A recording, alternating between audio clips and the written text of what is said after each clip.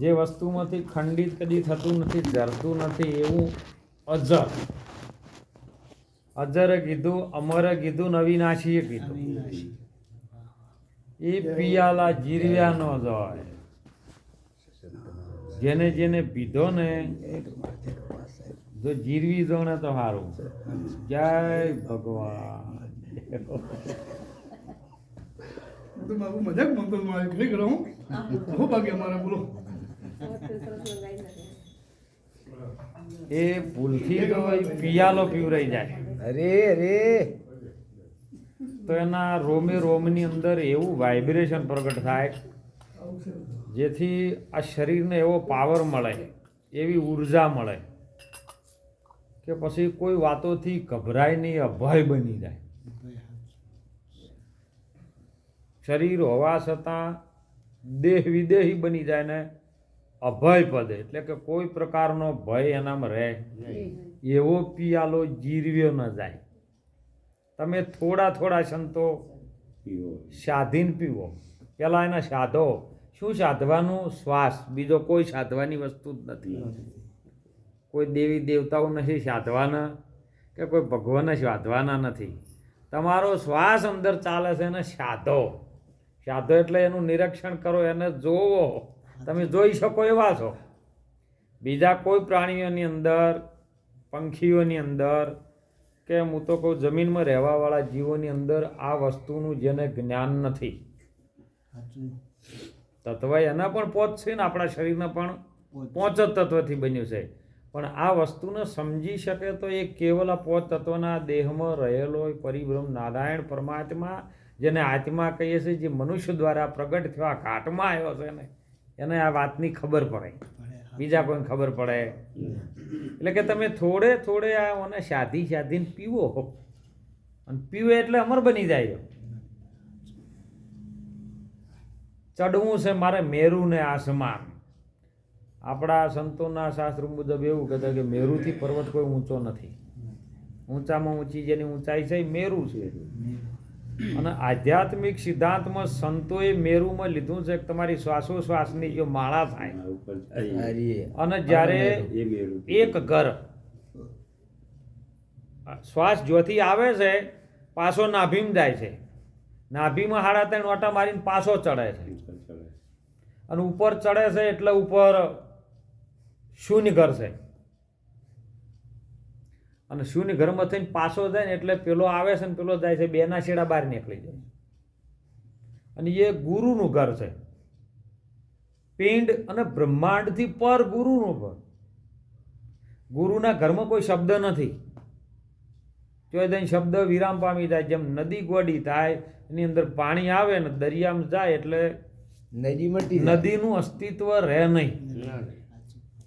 એવો તમારા શ્વાસોશ્વાસનું ચડવું છે મારે મેરુના આસમાન. કારણ કે જ્યાંથી ઉતર્યો છે એ પાછો ચડાવવો પડે, ચડાવવો પડે, ચડાવવો પડે. ઉત્તર દિશાથી આવ્યો છે આ જોગીડો. આ જોગીડે મોય આસન વાળ્યું છે.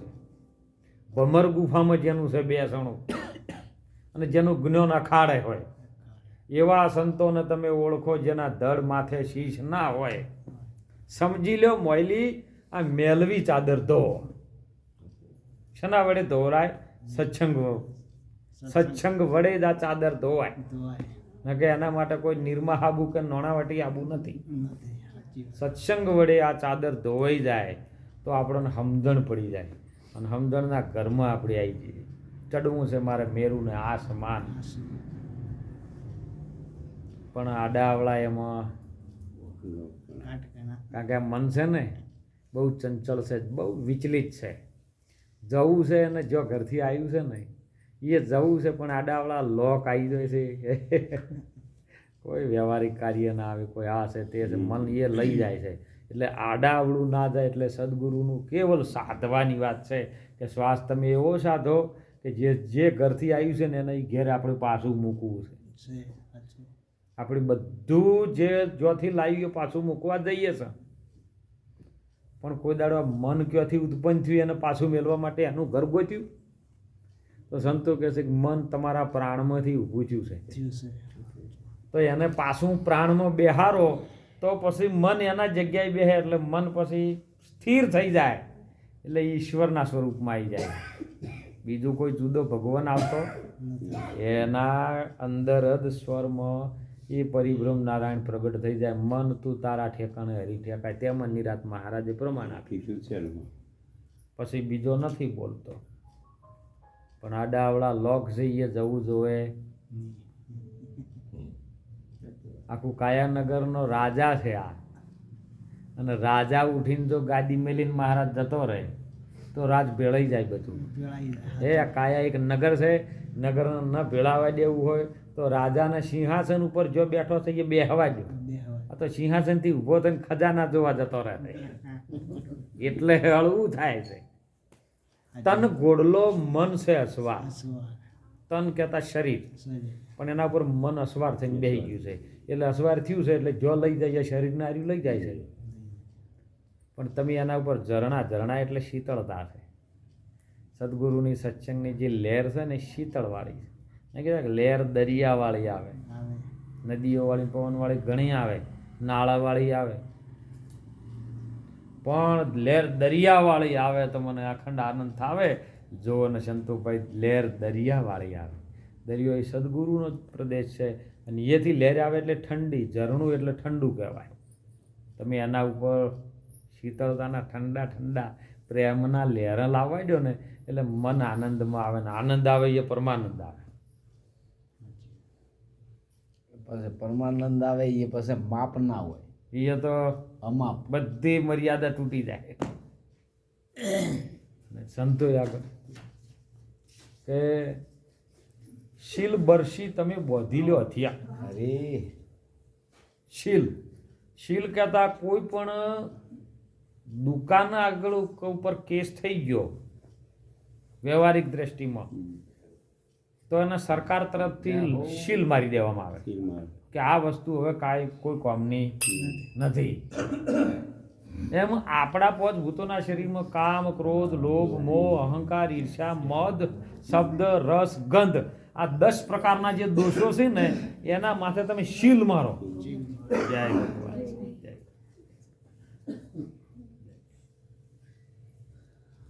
શીલ બરસી એટલે શુરતા. તમે આ કામ ક્રોધના 10 દોષ ઉપર તમે શીલ મારીને બરસી શુરતા ચડાવો. શીલ બરસી તમે બોધી લ્યો હથિયારના મોયલાની ધારે તમે યુદ્ધ કરો.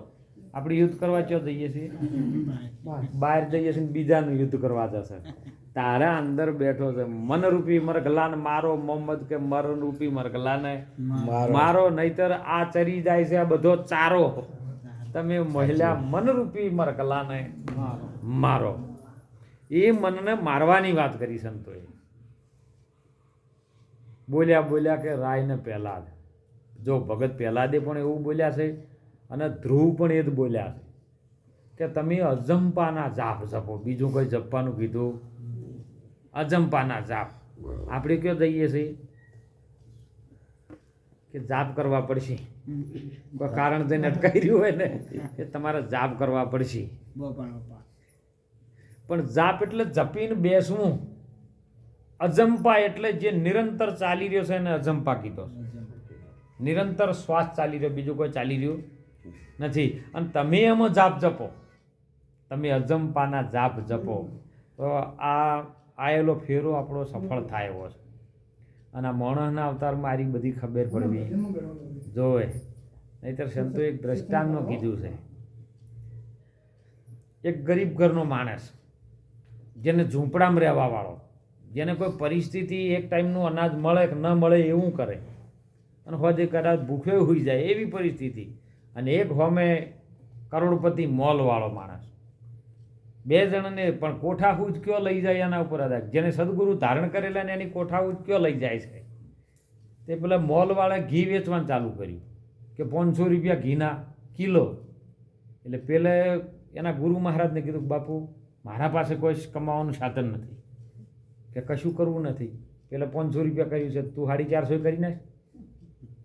કે પણ મારા પાસે ઘી કયો છે કે તારે વેચવાનું કશું નહીં, ખાલી બોર્ડ જ મારવાનું બાદ તારી ઝૂંપડી પાસે દુકાન પાસે. નાનું એવડું કેબિન લાય ગલ્લો ને ગલ્લા પર બોર્ડ 450 રૂપિયા કિલો ઘી મળે છે. એટલે પેલા 450 રૂપિયા કિલો ઘી લખી દીધું. એટલે મોલવાળા કે આપણે 500 આપીએ. અને આર્યો 450 આર્યો લાવે ચોથી આપણે તો જથ્થાબંધ વેપારી આપણે કોઈ થાય એવું નથી તો આર્યો 450 કેવી રીતનું હાલે છે આ તો નુકસાન આપણો ના આવેલા ગ્રાહક બધા અહીંયા જતા રહે એટલે પેલે બીજા દાડે 450 રૂપિયા લખી દે છે મોલ વાળે એટલે પેલે 300 રૂપિયા લખી નાખ્યા પેલે 300 લખ્યા પેલે 250 લખ્યા એટલે વસ્તી બધી શેઠના પેલા બધા કર્મચારીઓ હતા ને કામ કરવાવાળા મોલમાં કે બાપુ આ કેમ આવું કરે શેઠ આ ક્યાંથી જી લાવે છે ને સસ્તું હાલે છે એટલે આ 5 જણ કે તમે જોઈને તપાસ કરી આવો એની ઝૂંપડીએ અરે બધા તપાસ કરવા માટે મોલના માણસો આવ્યા શેઠના પેલાને પૂછ્યું કે ભાઈ તમે આ તમારું આમ તો નુકસાન થાય અમે તો મોલવાળા છે અમારી પાસે ઘણું બધું છે અમારે તો કોઈ ભાવ આખા પાછો ઘટશે તો અમને નુકસાન નહીં આવે પણ તારે ઝૂંપડી છે ને આ બધું કરે છે તો તારે નુકસાન આવશે કે એ બધું નુકસાન આજે નહીં કાલે નહીં અમારે તમારે ચિંતા નહીં કરવાની પણ કે તમે આ કેવી રીતનું કરો એ તો શીખવાડો કે શીખવું હોય ને તો તમને ના કહેવાય તમારા શેઠને મેકલો અને તમારા શેઠને મૂકવું એટલે પેલા પાછા અને શેઠને જઈને વાત કરી મોલવાળા કે છે અમને કહેતો નથી તમારે જાતે જવું પડે શેઠ આવીને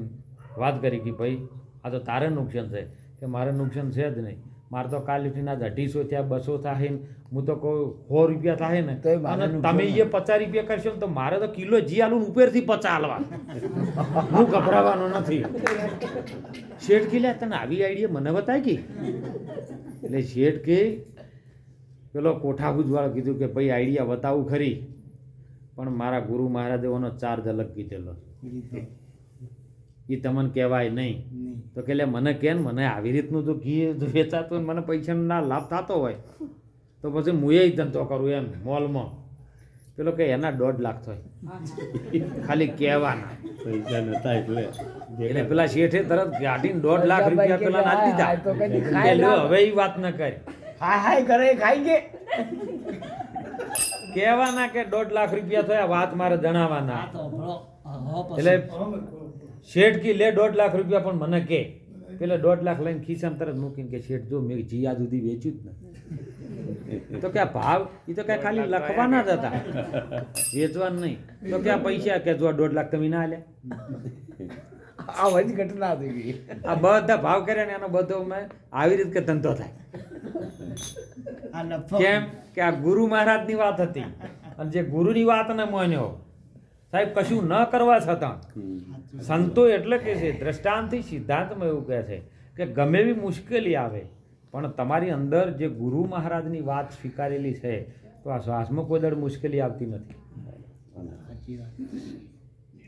અને એટલા માટે સંતોએ કીધું કે વારંવાર તમે શ્વાસ ઉપર ધ્યાન રાખો ધ્યાન બીજે ચોય લઈ જવાની જરૂર વસ્તુ નથી ધ્યાન કેવલ તમારા શ્વાસમાં રાખો તમારામાં રાખો એક ટૂંકા વાક્યમાં કીધું મેં ભીતર ગયા તો મેં ભીતર ગયા ડર ગયા પહેલો શબ્દ એવું કહે છે કે મેં ભીતર ગયા ભીતર એટલે અંદર અને બહાર જુદા પાડીને અક્ષરો લખ્યા બીજી લીટીમાં એનો એ જ શબ્દ મેં ભીતર ગયા અંદર ગયા તો તરી ગયા પણ બહાર જ્યું અને એટલે સંતોએ કીધું કાઢી નાખો કલશાણ અને કેવળ કરજો કાયા રે અલતારી વર્તી વાળીને પાછી ઘેર લાવો મારા વીરા અરે શેવો સદગુરુ હાચા એ છે મારા મુગતીના દાતા રે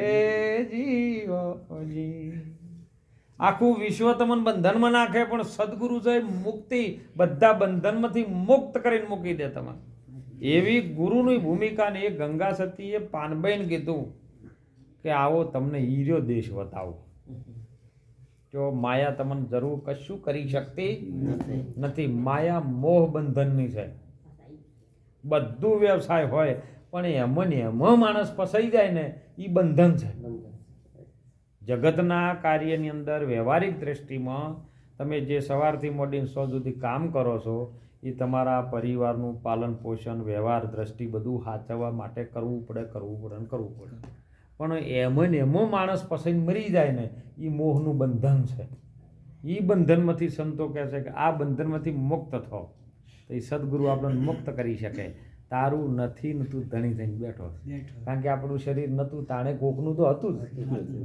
હે આજ આપણે ધણી થઈને બેઠા છે. આ શરીર કાલ ઉઠીને નથી રહેવાનું તો બીજો કોઈક ધણી થવાનો માટે આપણું છે જ નહીં. તમે ભજન કરો વર્તમાન કાળની અંદર અને વર્તમાન જ સત્ય છે. ભવિષ્યમાં શું થવાનું છે એની ચિંતા તમે છોડી મેલો. ભૂતકાળમાં શું થઈ ગયું છે એને વાગોળવાથી એ કોઈ મેળવવાનો આ પ્રમાણ લઈ શકો છો કે ભાઈ આવો સંતો કરીને ગયા.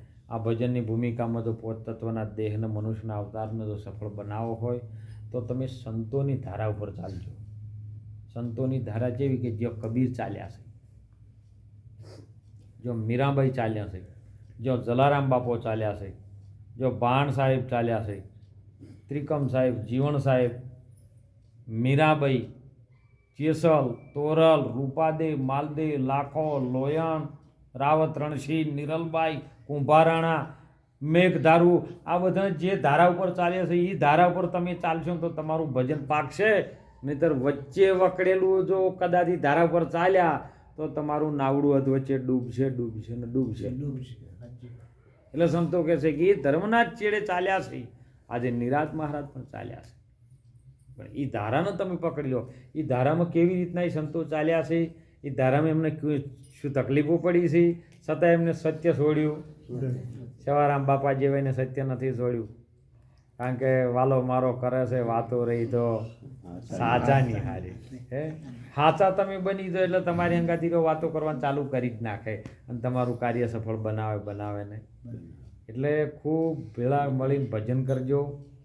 શરીર તો ડોશીભાઈ જતા રહે બધાને હે પણ આ ઘાટ મળ્યો છે ને, જો લુગડો ધોવા જવું હોય ને તો ઘાટ ના હોય તો તમે ધોવો છો. પાણી ઉપર તો ધોવરાતું નહીં. બોર પાડ્યો હોય, બોર પાડ્યો હોય તો તિલક કરવું હોય તો તમે ડાયરેક્ટ પાણીનું પૂજન કરવા દો પણ પાણી ઉપર તિલક ના કરી શકો. એના માટે એ પાઇપ ગોઠવી છે, બોરનું ભૂંગળું છે, ભૂંગળે તિલક કરવું પડે. જેમ આ ઘાટ છે અને આ ઘાટની જરૂર છે. આ ઘાટની અંદર ઘાટ છુપાયેલો છે. પોઈન્ટ આલો એટલે તરત જ રહ્યો 24 કલાકે હું તો નહીં હો, ઊંઘતો જ નહીં. જો એ હુઈ ગયો એને જરાક જો ઓખ મેચી ને તો કે ઉપાડો ભાઈ ગયા તો. ગગન મંડળના ગોખમાં એ નર વસે છે નિરાધાર. 3 દેવ જેની ચોકી કરી રામ, કબીર ને રણુકા. તૈણ્યાનું એક નિશાન આવીને ઠેર આટલે ઊભું રહે છે.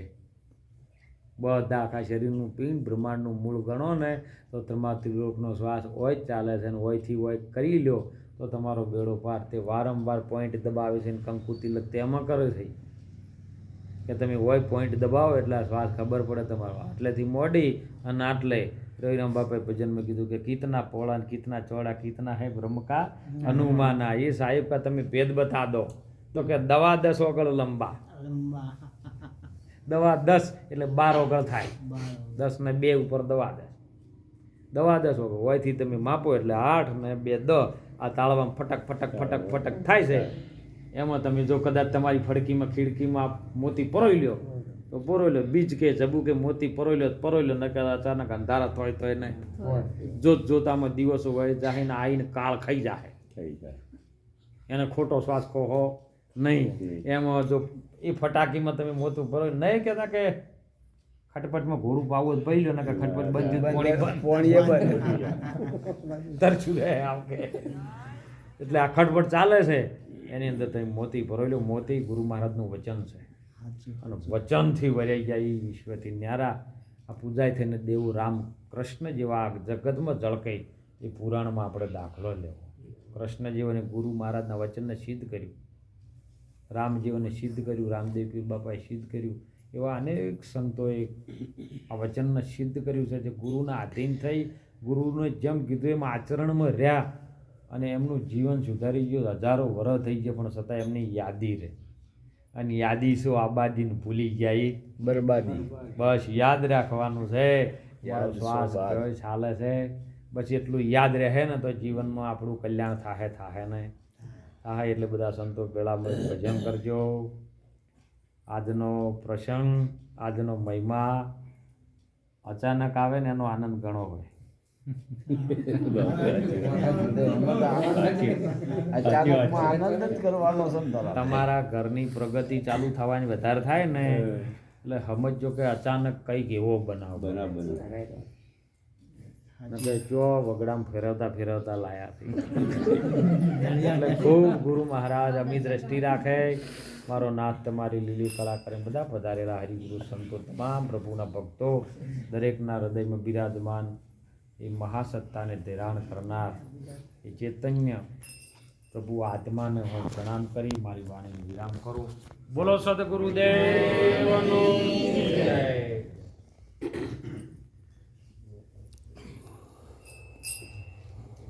1000 મણ દૂધ હોય ને એમાં પછી 1000 મણ પણ મને એ જ બોલું. વાંધો ખાધો.